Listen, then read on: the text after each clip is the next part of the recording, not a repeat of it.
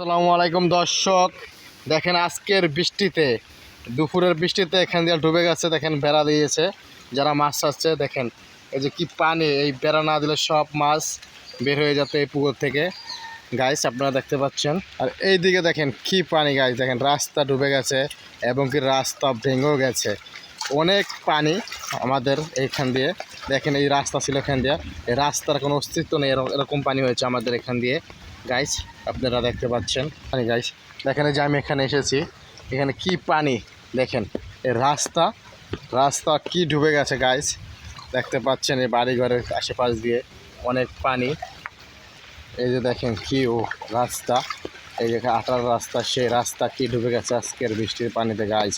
আপনাদের বারবার দেখাচ্ছে আমাদের এই সৈয়দপুর উত্তর আকালবরিশ কেমন হয়ে গেছে পানিতে। দেখেন গাইস, দেখেন এই যে বৃষ্টিতে এখান দিয়ে রাস্তা ভেঙে গেছে, পাইপ দেওয়া হয়েছে, তারপরও এই পানি এখান দিয়ে যেতে পারে নাই। এরকম বৃষ্টি হয়েছিল পাইপ দিয়েও, তো রাস্তা অতিক্রম করে এই পানি ভেঙে গেছে।